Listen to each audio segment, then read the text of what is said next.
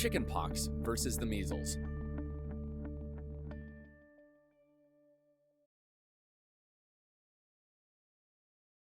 Every once in a while, a new virus arrives seemingly out of nowhere to knock us off our feet. But where do viruses come from, and how do they persist? Viruses can't think or decide, yet they use every strategic trick dreamed up by a sci fi writer and then some. Measles, influenza, and COVID 19 affect humans now, but the viruses that cause them all originated as an interspecies interloper called a zoonosis, a virus native to animal populations that sometimes spills over into humans. Most viruses are like measles, but others have plagued us for so long that their origins remain shrouded in mystery. Some might have affected Homo sapiens for as long as we've existed.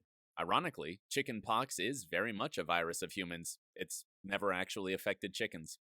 Measles virus and varicella zoster virus, which causes chickenpox, both cause fever, sore throat, and a full body rash. They look very similar, but their stories, and how humans interact with them, are quite different. Their evolutionary histories with humans have taken place over very different timescales. One story spans a few thousand years, and the other a lot longer. In the first millennium BCE, the zoonotic ancestor of measles virus and the cattle virus rinderpest caused periodic outbreaks among people and their cattle herds, often at the same time. People that recovered were immune and no longer susceptible to infection. This left the measles virus dependent on jumping between humans and cattle to find enough susceptible hosts to keep existing and evolving. As human civilizations developed, populations grew and became denser. This changed the game for measles virus because it had access to more than 250,000 uninfected individuals. This is called its critical community size, and it's the population needed to keep the measles virus transmitting between humans without an animal reservoir, like infected cattle. In 2020, virologists sequenced ancient measles RNA from a preserved lung and learned by tracking its rate of evolution that measles and rinderpest diverged in the 6th century BCE. In a way, measles shares a birth date with influential figures of the time, like Confucius and Pythagoras. With this split, measles became endemic to humans and reliant on us as hosts, starting its evolution towards the virus we know today. Human travel carried measles to all regions of the globe. Before its vaccination was common, nearly all people contracted measles by adulthood, and its complications caused over 2.6 million deaths a year worldwide. The success of measles is down to the classic hit-and-run strategy. In order to spread, it must infect a new host before killing or being killed by the current one, so measles has to be highly infectious. Its basic reproduction number, or R0, is between 9 and 18, which means that if the whole community was susceptible, or able to catch the virus, each host would spread measles to somewhere between 9 and 18 other people. The actual rate of transmission, or RT, depends on factors like population density, vaccination rate, and even the presence of daycares. After the virus is inhaled by a host, it infects dendritic cells in the upper and lower respiratory tract. A head cold, pink eye, and cough appear 9 to 20 days later, as infected immune cells travel to the lymph nodes and circulatory system, and from there, the whole body. Viral particles, in measles, a single strand of RNA inside a lipid and protein envelope, are released back into the mucus lining of the respiratory tract. From here, they're expelled by coughing and transmitted to others. The measles rash finally appears as part of the recovery. T cells attack infected skin cells, working from near the lymph nodes out. Its effect on the immune system is where measles virus gets complicated. Measles instigates a strong immune response and leaves those infected no longer susceptible to measles in the future, but it can also cause immune suppression for months or even years after recovery.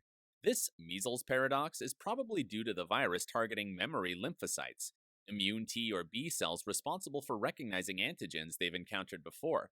Their loss causes immune amnesia, which can be devastating for the otherwise healthy, let alone those already compromised. Opportunistic infections during this time are the ultimate cause of most measles deaths. Measles is pretty characteristic of most human viruses that come to mind. Like 12 of the 17 viruses that we have commercially available vaccines for, its genetic material is single-stranded RNA. This is an unstable structure that allows the genome to mutate quickly, which influences the virus's evolutionary strategy. Some viruses like varicella zoster virus carry double-stranded DNA instead, which is a more stable structure and slower to evolve. Measles has likely been endemic to humans since the 6th century BCE, but the age of varicella zoster virus is less clear. Its subfamily, Alpha herpes viridae, arose 400 million years ago.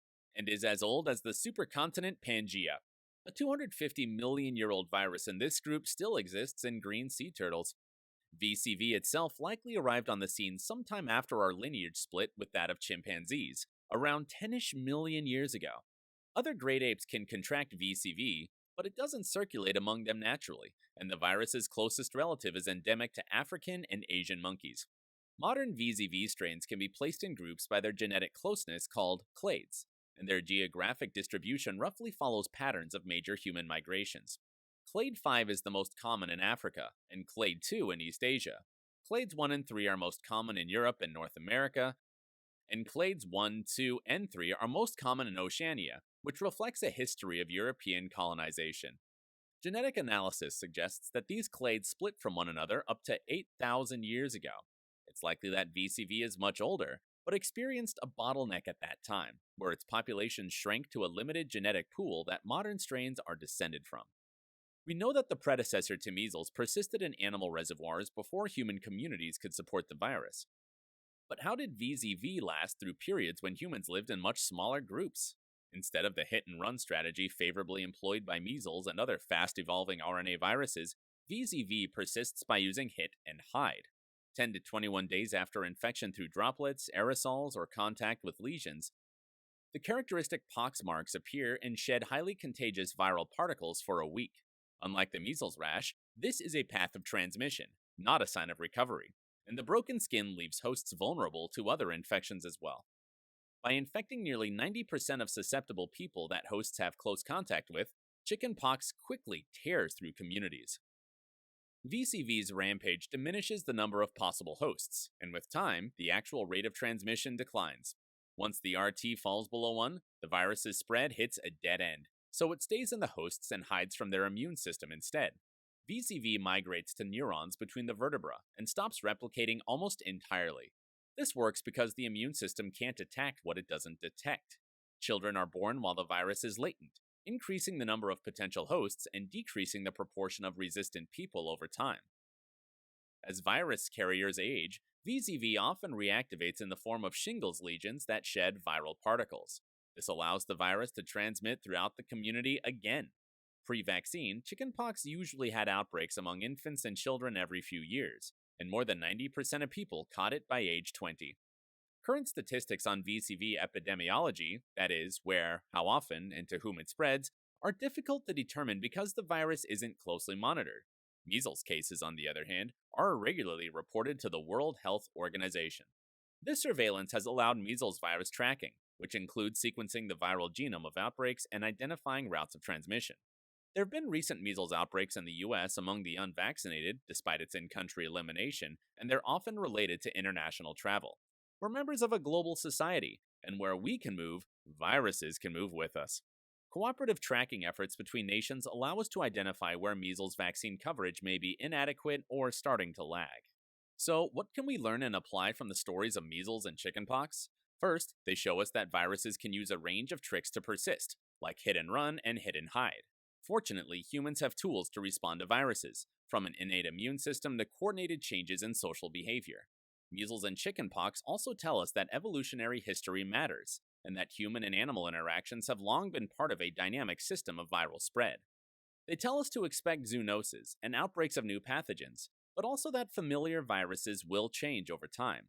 Measles and chickenpox can help us think about the serious risks of pandemics, but their stories also demonstrate the power of human response, as bodies with immune systems, as practitioners of science, and as members of society.